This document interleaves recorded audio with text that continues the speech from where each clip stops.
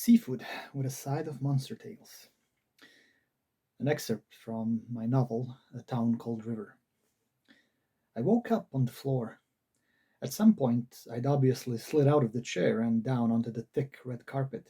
Soft, soft carpet, I realized, impressed. I gently turned on my back, stretched lazily, and then finally remembered where I was. I sat up fast, glanced around.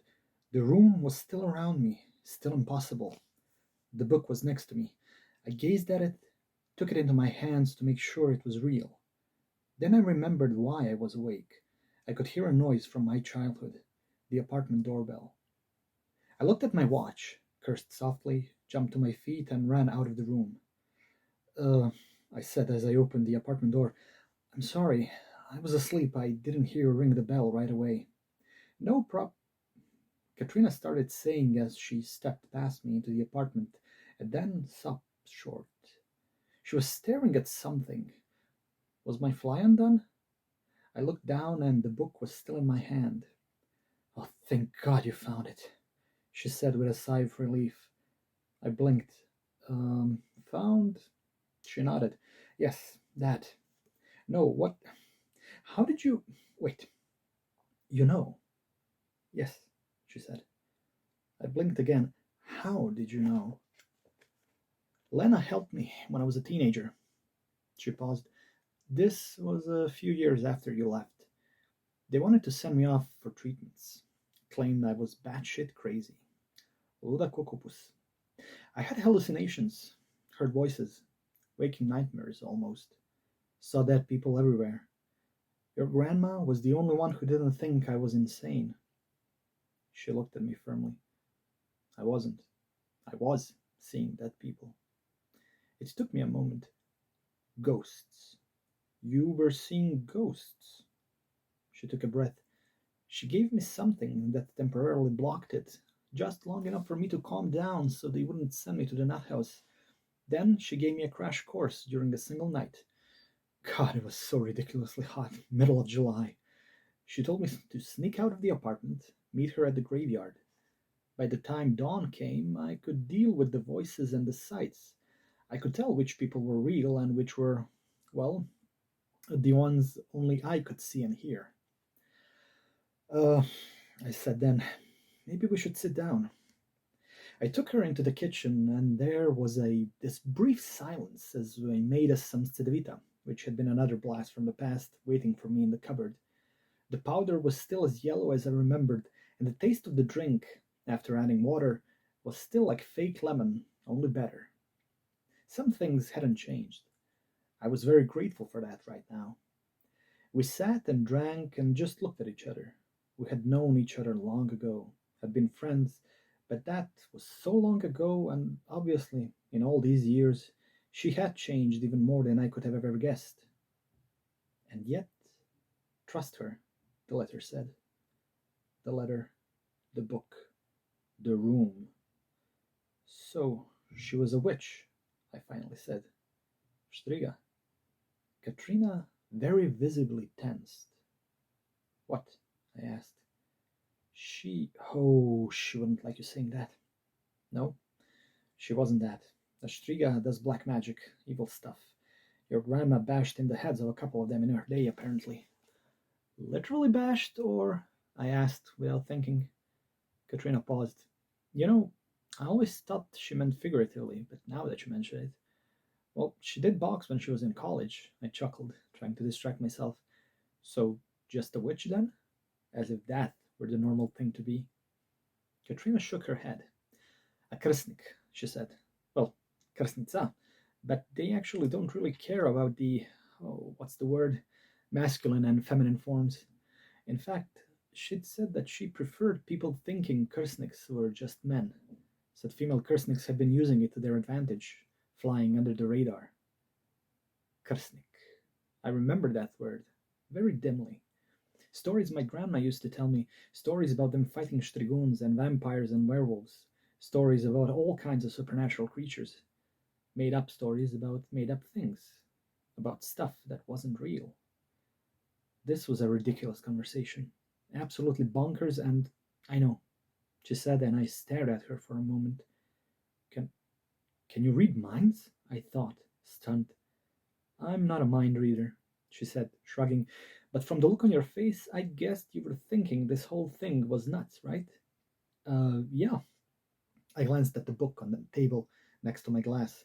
So, the letter said, am I a Krstnik as well? Yes, Katrina said. Paul, she said you'd become one, she added quickly, after she died. After she. The way she explained it to me, it's hereditary, like a title, a mantle, which is a great word in English. She told me that there are many ways a person can become a Krstnik. Some are born that way, others inherit the powers. Your family is the kind that passes powers over from one member to another upon death. She wasn't sure it'd be you, you know? She said the chances were great, but still.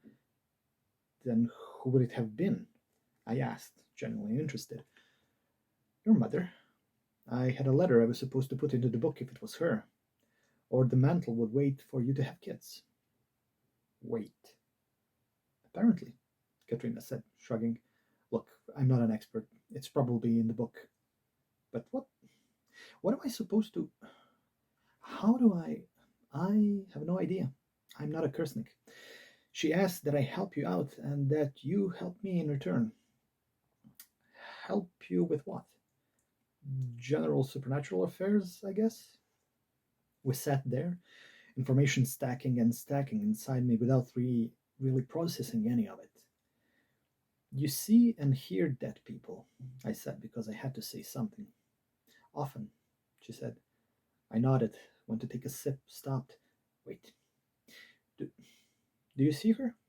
Can you hear her? She shook her head sadly. No. Most people, they move on right after death. Just a few stay behind. Luckily for me, honestly. So she didn't stay. No. Unfinished business? But that room, you'd think she had unfinished business, all those maps and stuff. I think she knew her business wouldn't stay unfinished, Katrina said, looking at me. I suddenly felt both hot and cold, and I could swear there was a huge lizard running its tiny slimy legs up and down my back. Would you like something stronger? Katrina asked, getting up from the table. Ugh, was all I said. She opened a cupboard, took out 2 shot glasses, found a small plastic bottle in another cupboard. This I knew was alcohol just by looking at it. The bottle was orange, the cap was blue.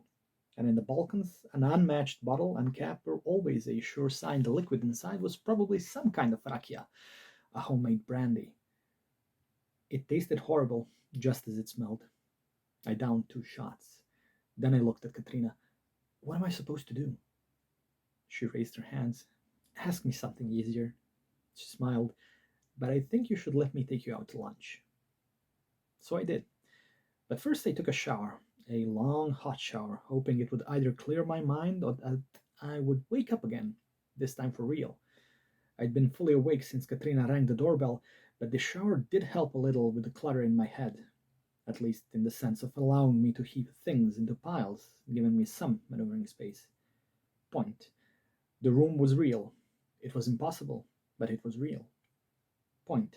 If the room was real, then magic, well, something that might as well be called magic, was real as well. Point.